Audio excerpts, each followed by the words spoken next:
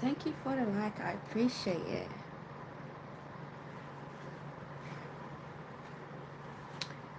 So we're picking off back up from the book of Isaiah. Yay! And we're in chapters. We're going to be in chapters 7 to 11. That's where we're picking up from. So we are in the major prophets now, and yeah, we're in the book of Isaiah. So as I said, we'll be continuing from what we read last time, which is chapters 1 to 6 in the book of Isaiah.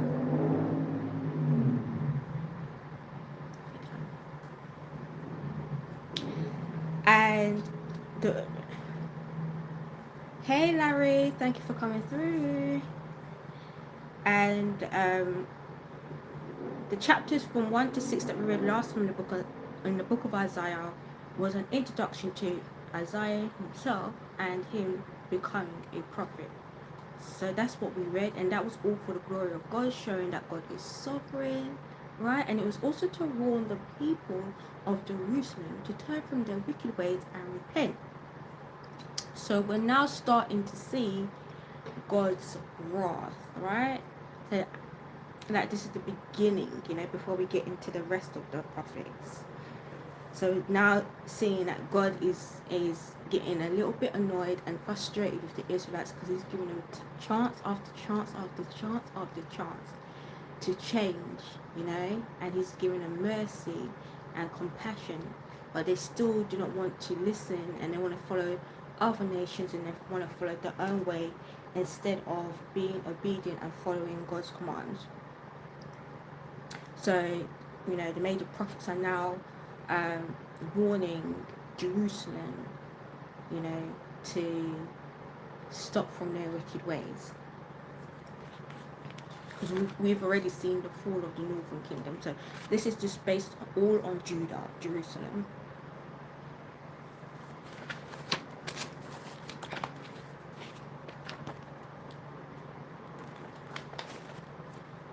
Hi Rihanna, thank you for coming through.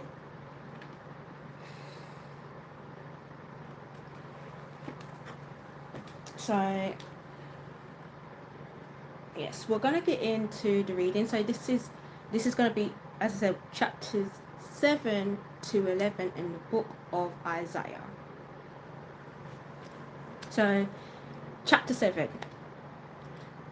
The sign of Emmanuel, and that means God is with us. The sign of Emmanuel. And I think my title for this life kind of gives it away, what the themes of these chapters that we'll be reading. I think I named it A Future King, right? Chapter 7. When Ahaz, son of Jotham, the son of Uzziah, was king of Judah, King Rezin of Amram, and Pekahiah, son of Remaliah, king of Israel, marched up to fight against Jerusalem, but they could not overpower it. Now the house of David was told Amram had aligned itself with Ephraim. So Ephraim's the northern kingdom, remember? So Ephraim is like the face of the northern kingdom, and all the other tribes that went and joined with Ephraim in rebelling against Jerusalem. So the hearts of Ahaz and his people were shaken, as the trees of the forest are shaken by the wind.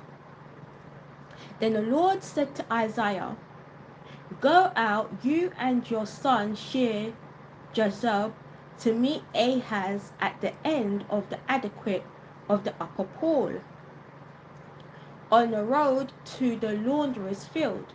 Say to him, be careful, keep calm, and do not be afraid. Do not lose heart because of these two smouldering stubs of firewood, because of the fierce anger of Rezin and Amram and of the son of Remaliah. Amram, Ephraim, and and Remaliah's son have plotted your ruin, saying, let us invade Judah. Let us tear it apart and divide it among ourselves, and make the son of Tabel king over it. Yet this is what the sovereign Lord says. It will not take place. It will not happen. For the head of Amram is Damascus, and the head of Damascus is only Rezin. With 65 years, Ephraim will, within 65 years. Hey Zay, thank you for coming through. You hear that? Within 65 years, Ephraim will be too shattered to a people, right? So we've already known that the northern kingdom was destroyed, right? So remember, this is Isaiah prophesying at least 100 years before, right? So he's saying that the northern kingdom is gonna be destroyed, right? At least within 65 years. The head of Ephraim is Samaria, and the head of Samaria is only Remaliah's son. If you do not stand firm in your faith, you will not stand at all. Again, the Lord spoke to Ahaz. Ask the Lord your God for a sign, whether in the deepest depths or in the highest heights. But Ahaz said, I will not ask. I will not put the Lord to the test. Then Isaiah said, hear now, you house of David. Is it not enough to try the patience of humans? Will you try the patience of my God also? Therefore, the Lord himself will give you a sign. Will give you a sign. The virgin will conceive and give birth to a son, and we call him Emmanuel. God is with us. He will be eating curds and honey when he knows enough to reject the wrong and choose the right. For before the boy knows enough to reject the wrong and choose the right, the land of the two kings you dread will be laid waste. The Lord will bring on you and your people and on the house of your father a time unlike any since Ephraim broke away from Judah. He will bring the king of Assyria. In that day the Lord will whistle for flies from the Nile's delta in Egypt and for bees from the land of Assyria. They will all come and settle in the steep ravines and in the crevices in the rocks, on all the thorn bushes and at all the water holes. In that day the Lord will use a razor hired from beyond the river Euphrates, the king of Assyria, to shave your heads and private parts and to cut off your beard also. In that day a person will keep alive a young cow and 2 goats, and because of the abundance of milk they give, there will be curds to eat. All who remain in the land will eat curds and honey. In that day, in every place where there were 1,000 vines worth 1,000 silver shekels, there will be only briars and thorns. Hey Ron, thank you for coming through. Good to see you. Hunters will go there with bow and arrow, for the land will be covered with briars and thorns. As for all the hills once cultivated by the hoe, you will no longer go there for fear of the briars and thorns. They will become places where cattle are turned loose and where sheep run. Chapter 8. The Lord said to me, take a large scroll and write on it with an ordinary pen, Maha Shalal Hashbash. It means quick to the plunder, swift to the spoil. So I called Uriah the priest and Zechariah, son of Micaiah as reliable witnesses for me. Then I made love to the prophetess, and she conceived and gave birth to a son. And the Lord said to me, Name him Maha-shala Hashbaz, for before the boy knows how to say my father or my mother, the wealth of Damascus and the plunder of Samaria will be carried off by the king of Assyria. And remember, that happened. This thumbnail is fire. Thank you. Remember, this happened that the Assyria came and destroyed the northern kingdom, right? So everything that is being said, that's been prophesied, that God has given Isaiah, has come true, which means that God keeps to his promise, right? God keeps to his promise. It also shows how merciful God has been in this time, right? That he's getting to the point where, you're taking advantage of his kindness and you're taking advantage of his mercy, that he now has to discipline his children, The Lord spoke to me again, because this people has rejected the gently flowing waters of Shiloah and rejoices over Rezin and the son of Remaliah. Therefore the Lord is about to bring against them the mighty flood waters of the Euphrates. The king of Assyria with all his pomp will overflow all its channels, run over all its banks, and sweep on into Judah, swirling over it, passing through it, and reaching up to the neck. Its outspread wings will cover the breadth of your land, Emmanuel. Rise the war cry, you nations, and be shattered. Listen, all you distant lands. Prepare for battle and be shattered. Prepare for battle and be shattered. Devise your strategy, but it will be thwarted. Purpose your plan, but it will not stand, for God is with us. This is what the Lord says to me with his strong hand upon me, warning me not to follow the ways of this people. We are good. I'm kind of taking a break on YouTube. Hey Zay, thank you for coming through. Do not call conspiracy everything. Do not call conspiracy everything this people calls a conspiracy. Do not fear what they fear, and do not dread it. The Lord Almighty is the one you are to regard as holy. He is the one you are to fear. He is the one you are to dread. He will be a holy place for both Israel and Judah. He will be a stone that causes people. For both Israel and Judah, he will be a stone that causes people to stumble and a rock that makes them fall. And for the people of Jerusalem, he will be a trap and a snare. Many of them will stumble. They will fall and be broken. They will be snared and captured. Bind up this testimony of warning and seal up God's instructions among my disciples. I will wait for the Lord who is hiding his face from the descendants of Jacob. I will put my trust in him. Here am I, and the children the Lord has given me.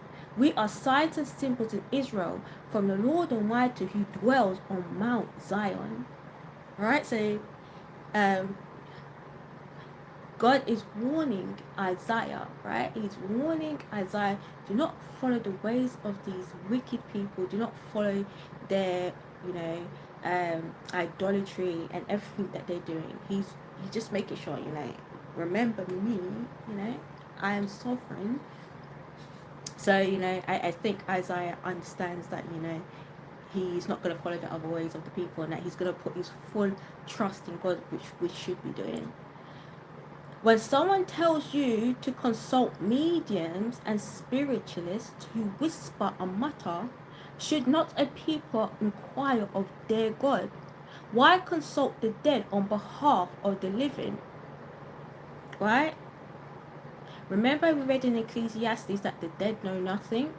Once they go into the grave, they know nothing, right? They don't know nothing about good, evil. They have no knowledge of wisdom or anything like that, right? Once the dead are gone, they're gone, right? So why do you consult the dead, right? Why would you do all this divination and all this stuff where you have to go down to the realm of the darkness, right? When God is here, you know? If they don't know nothing, then I'm quite concerned. Who are you talking to? If the dead know nothing, who are you talking to? You know? Quite concerning. Consult God's instructions and the testimony of warning. If anyone does not speak according to this word, they have no light of dawn. Distressed and hungry, they will roam through the land. When they are famished, they will become enraged, and looking upwards will curse their king and their God. Then they will look towards the earth and see only distress and darkness and fearful gloom, and there will be thrust into utter darkness. Chapter 9. Nevertheless, there will be no more gloom for those who are in distress. In the past, he humbled the land of Zebulun and the land of Naphtali, but in the future, he will honor Galilee of the nations by the way of the sea beyond the Jordan. Right? So remember, Zebulun and Naphtali were part of the northern kingdom. I believe they joined the northern kingdom, Zebulun and Naphtali. But the future, he will honor Galilee of the nations by the way of the sea beyond the Jordan. The people walking in darkness have seen a great light. On those living in the land of the deep darkness, a light has dawned. You have enlarged the nations and increased their joy. They rejoice before you as the people rejoice at the harvest, as warriors rejoice when dividing the plunder. As in the day of Midian's defeat, you have shattered the yoke that burdens them. The bar crosses their shoulders, the rod of their oppressors. Every warrior's boot used in battle and every garment rolled in blood will be destined for burning, will be fuel for fire. For to us a child is born, to us a son is given, and the government will be on his shoulders, and he will be called Wonderful Counselor, Mighty God, Everlasting Father, Prince of Peace. Of the greatness of his government and peace there will be no end. He will reign on David's throne and over his kingdom, establishing and upholding it with justice and righteousness. From that time on and forever, the zeal of the Almighty will accomplish this.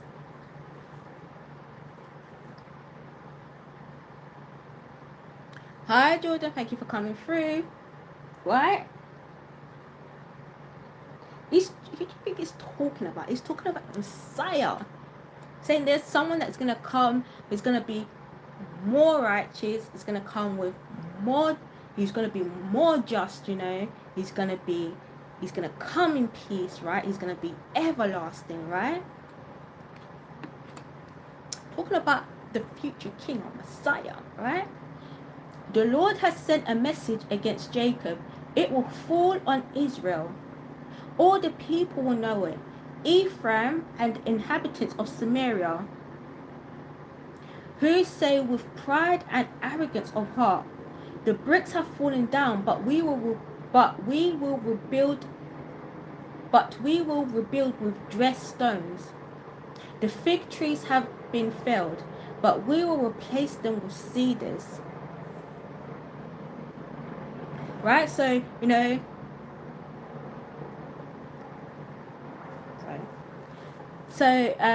instead of addressing the problem that is actually going on in Israel, right? Instead of them repenting and self-reflecting, right? They keep rebuilding it and dressing and covering up their sin, right? Rather than to tackle it head on, you know, like to just say and confess to God that yes, I have sinned and I'm sorry, like King David did, right? So they want to do everything else apart from repenting, right? They want to they want to, you know, dress themselves up to make themselves look like they look nice, right? But they don't want to deal with the actual problem, which is the sin, right? They don't want to deal with the sin. They don't want to repent. They rather just cover it up and keep replacing it and replacing it, because they think that God can't see, that God can't know what they're doing, right? And that's their arrogance. That's their arrogance, because they're thinking they can get away with it if they just keep covering up and not actually address their problems. But God said, listen, I see it, and you guys are going to, there's going to be some consequences that come with it, you know? You don't want to deal with it and you want to keep hiding and covering up. There's some consequences that got to come with it. Then who was King Saul taking? Then who was King Saul talking to if not the prophet Samuel when he went to the witch? If the dead know nothing, is the dead not knowing anything a metaphor?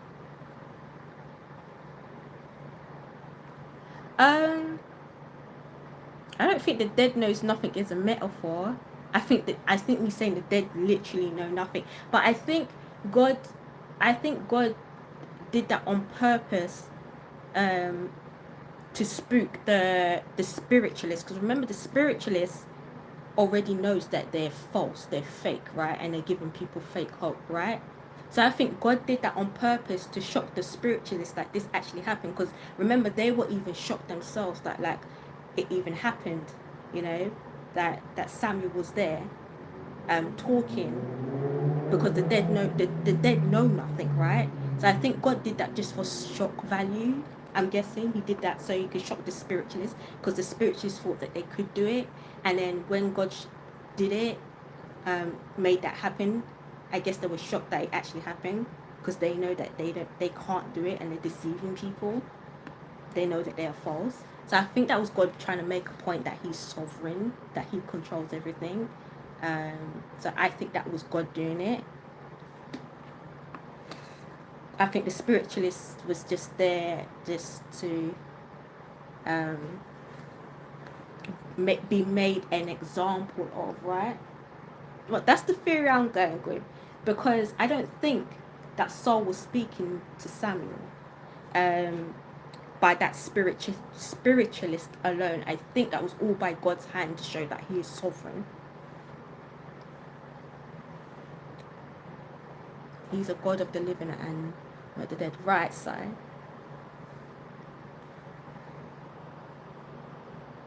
Gotta be humble.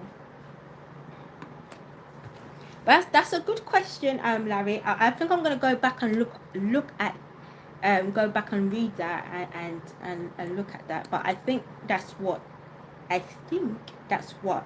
that scenario happened.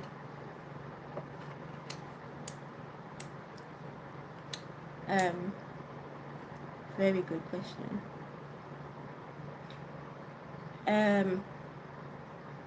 But the Lord has strengthened Rezin's foes against them, and has spurred their enemies on. Armenians from the east and the Philistines from the west has devoured Israel with open mouth.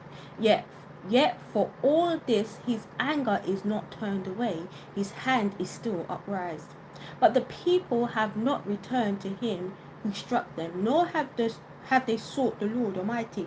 So the Lord will cut off from Israel both head and tail, both palm branch and reed in a single day. The elders and the dignitaries are the head, the prophets who teach lies are the tail. Those who guide this people mislead them, and those who are guided are led astray. Therefore the Lord will take no pleasure in a young man, nor will he pity the fatherless and the widows, for everyone is ungodly and wicked, their mouth speaks folly. And God says that if you let one of my little ones go astray, that he will punish you, right? He doesn't want no one um, leading his children astray. He doesn't want them to lead them off the righteous path, right? He wants to make sure that whoever is teaching or guiding or whatever they're doing, that they are doing it in the right way, doing it with right doctrine, and making sure that they're leading their people to Jesus, right? Like leading kids astray. Well, we're called his children, so I guess, he's talking about us. So I guess he's talking about us. He doesn't want his children, even though we're called like sons and daughters, we're still his children. So I guess he's saying he doesn't want his children, meaning us, to be led astray. He doesn't want other people to lead us astray. Religious leaders, pastors, whoever it is, he wants to make sure that they are leading them to Jesus always. Therefore the Lord will take no pleasure in a young man, nor will he pity the fatherless and widows.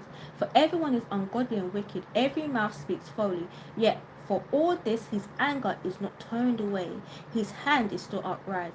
Surely wickedness burns like a fire, it consumes briars and thorns. It sets the forest thickets ablaze, so that it rolls up towards in a column of smoke. By the wrath of the Lord Almighty, the land will be scorched, and the people will be fuel for the fire. They will not spare one another.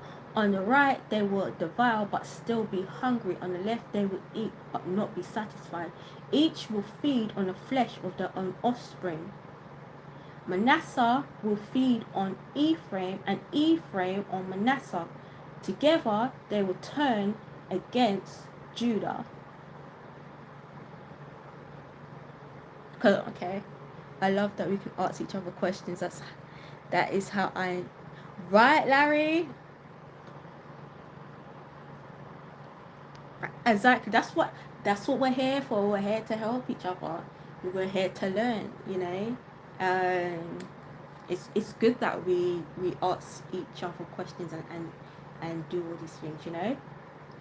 It's very good. I'm still learning myself as well, so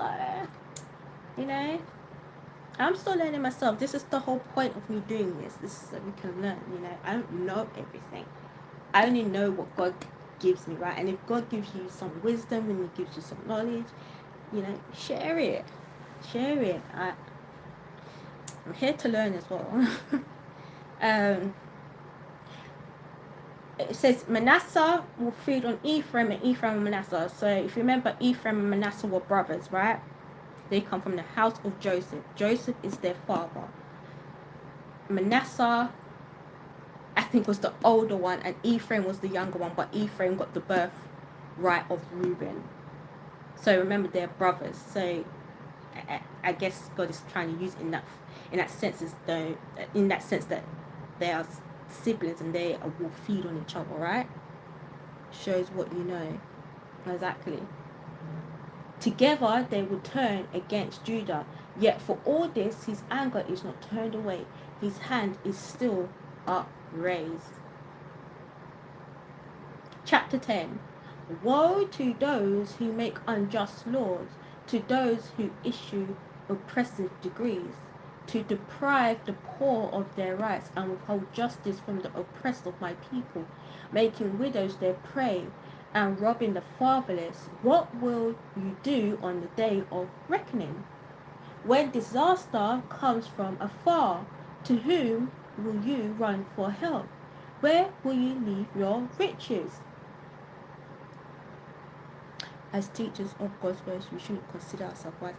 Exactly, Larry. We shouldn't consider ourselves wise. So when disaster comes from afar, to whom will you run for help, and where will you leave your riches? Right? God is saying man can't save you. Right? Man can't save you. Your false gods can't save you, right? And when you run for help, where you gonna leave your materialistic things, right? Your worthless things, your worth, your wealth. That means nothing. Remember, these things mean nothing to God, right? It's all about your heart posture, right? Is what He cares about most. He cares about your heart posture, right? So, you know, when disaster comes, he's saying, where are you going to run to? Who's going to help you, right? Because those people can't help you. They're just man. And God has told us many times that He is not one of us, you know? Nothing will remain but to cringe among the captives or fall among the slain. Yet for all this, His anger is not turned away. His hand is still upraised, right? Mercy. You cannot say this. We don't have a loving God. We don't have a compassionate God. When God has been showing mercy and mercy and mercy, mercy, like since the day of the Israelites in the wilderness, God has shown mercy, right? After everything, He's still saying, you know, His anger is not turned away. Not just yet. Not just yet. Woe to the Assyrians, the rod of my anger, and whose hand is the club of my wrath. I sent him against a godless nation.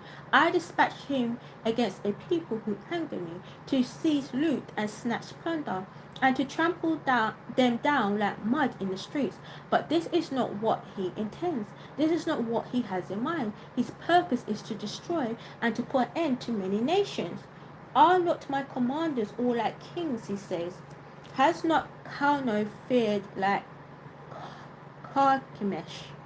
Is not Hamath like Arpad, and Samaria like Damascus? So those are all the surrounding nations.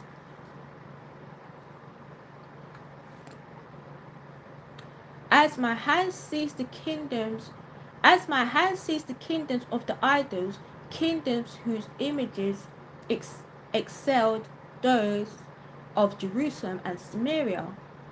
Shall I not deal with Jerusalem and her images as I dealt with Samaria and her idols? Right? He's saying, should I not destroy Judah? Should I not destroy Judah like I have the northern kingdom? Should I not do that? Why should they not get away with any punishment? You know? Just because they are hiding their sin, you know? They're making out like they're righteous and they're doing good things. But they're not. They're hiding it. And God still sees it. You know? You can't hide it. It's better to be honest than to deceive yourself. You know?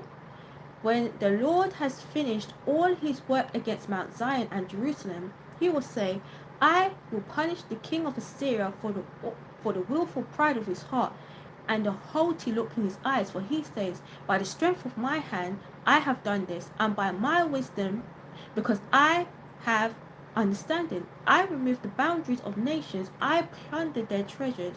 Like a mighty one, I subdued their kings. As one reaches into a nest, so my hands reach for the wealth of the nations. As people gather abandoned eggs, so I gathered all the countries. Not one flapped a wing or opened its mouth to chirp. Does the axe raise itself above the person who swings it, or the saw boast against the one who uses it?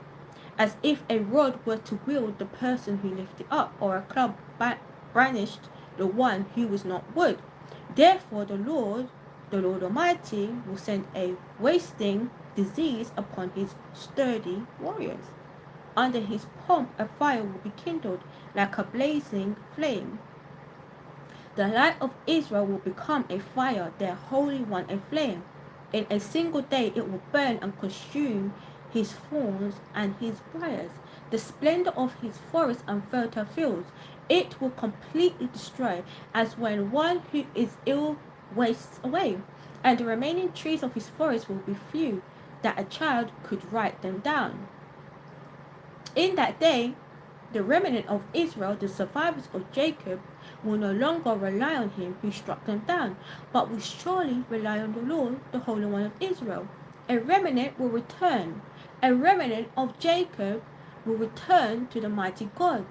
Though your people will be like the sand by the sea, Israel, only a remnant will return.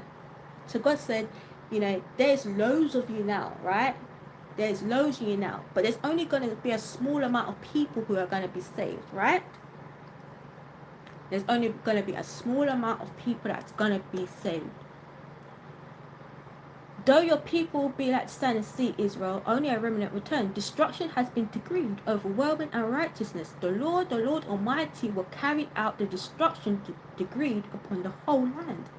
Therefore, this is what the Lord the Almighty says, my people who live in Zion, do not be afraid of the Assyrians who beat you with a rod and lift up a club against you as Egypt did. Very soon my anger against you will end and my wrath will be directed to their destruction. The Lord Almighty will lash with them a whip, as when he struck down Midian at the rock of Oreb, and he will raise his staff over the waters as he did in Egypt. In that day their burden will be lifted from your shoulders, their yoke from your neck. From your neck, the yoke will be broken because you have grown so fat. They enter Ahaz, they pass through Migron, they store supplies at Michmash. They go over the pass and say, we will camp overnight at Geba. Ramah trembles. Geba of Saul flees. Cry out, daughter Galam. Listen, Lachish. Poor Anahoth. Madamana is in flight. The people of Gebam take over. This day they will halt at Nob. They will shake their fists at the mount of daughter Zion, at the hill of Jerusalem. See, the Lord Almighty, will loop off the boroughs with great power. The lofty trees will be felled, the tall ones will be brought low. He will cut the forest thickets with an axe. Lebanon will fall before the mighty one.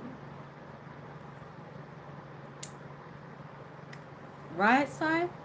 Chapter 11. The branch from Jesse. A shoot will come up from the stump of Jesse. From his root a branch will bear fruit. The Spirit of the Lord will rest on him, the Spirit of wisdom and of understanding, the Spirit of counsel and of might, the Spirit of the knowledge and fear of the Lord, and he will delight in the fear of the Lord. He will not judge by what he sees with his eyes, or decides by what he hears with his ears, but with righteousness he will judge the needy. With justice he will give decisions for the poor of the earth. He will strike the earth with the rod of his mouth. With the breath of his lips he will slay the wicked. Righteousness will be his belt, and faithfulness the sash around his waist. You see why they say put on the armor of God? Do you see why they say be clothed in Christ? It's very important to be armored up in God, right? You have to be covered. You have to wake up and you have to be covered. Make sure that you're clothed in Christ and make sure that you're armored up. The wolf will live with the lamb. The leopard will lie down with the goat. The calf and the lion and the yearling together, and a little child will lead them. The cow will feed with the bear. The young will lie down together, and the lion will eat straw like the ox. The infant will play near the cobra's den, and the young child will put his hand unto the viper's nest. They will neither harm nor destroy on all my holy mountain, for the earth will be filled with the knowledge of the Lord, as the water covers the sea. In that day the root of Jesse will stand as a banner for the peoples. The nations will rally to him, and his resting place will be glorious. In that day the Lord will reach out his hand a second time to reclaim the surviving remnant of his people from Assyria, from Lower Egypt, from Upper Egypt, from Cush, from Elam, from Babylonia, from Hamath, and from the islands of the Mediterranean. Father God, let your spirit fall. Amen. He will raise a banner for the nations and gather the exiles of Israel. He will assemble the scattered people of Judah from the quarters of the earth. Ephraim's jealousy will vanish, and Judah's enemies will be destroyed. Ephraim will not be jealous of Judah, nor Judah hostile towards Ephraim.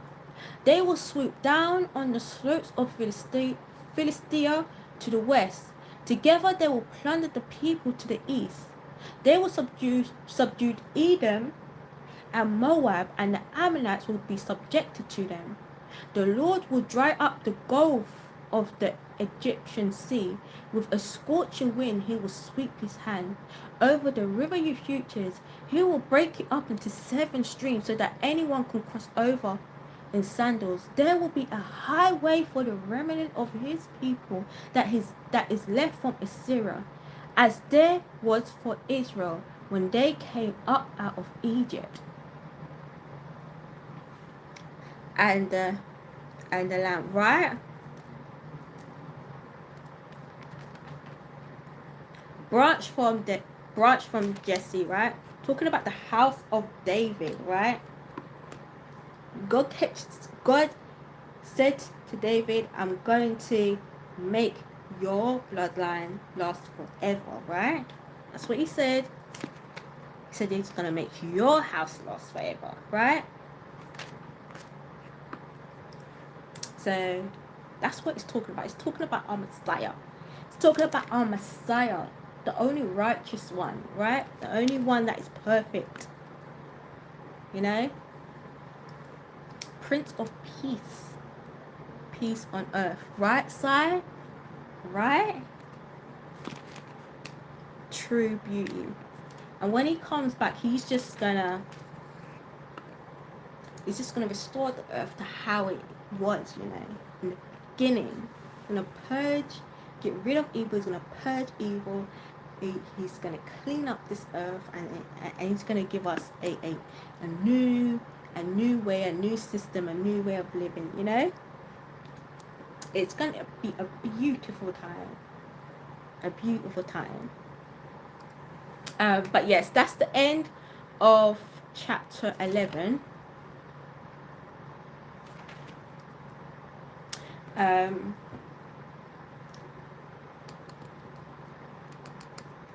With Isaiah, right, as I said, you have to remember, you have to not see it as like the other prophets, because Isaiah really talks broadly about, you know, everything, the Messiah, exile, everything that's to come, right? Like Isaiah sees everything to come in the future, and I think that's so amazing that God gave him that prophecy to be able to see, you know, what's going to happen with Judah in the future, what's going to happen in the future as a nation overall, you know, the coming of the Messiah. Like, that's just amazing. It just shows that, you know, putting your hope, putting your trust, putting your faith in God is what we need to be doing, because that's what God is trying to tell us. Put our faith in him, put our trust in him, right? And this is God keeping to his promise. Remember, everything that is prophesying, God is keeping to his promise, right? So we just have to remember that Isaiah is way before, you know, the exile, way before the Messiah, right?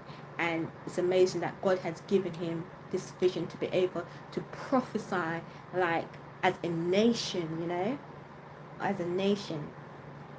So that's beautiful. Anyway, I will be back tomorrow to do the next chapters of Isaiah, and I'm gonna look up that question you asked me, Larry.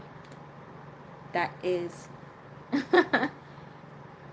I'm gonna look up that question you asked me, Larry, and I'm gonna come back tomorrow to you with an answer. And if you have an answer as well tomorrow, then share it as well, and then we see what we kind of both come up with. But thanks. See you tomorrow, God willing. Exactly, it's like God willing. Thanks, Alicia. All right, see you guys. Bye.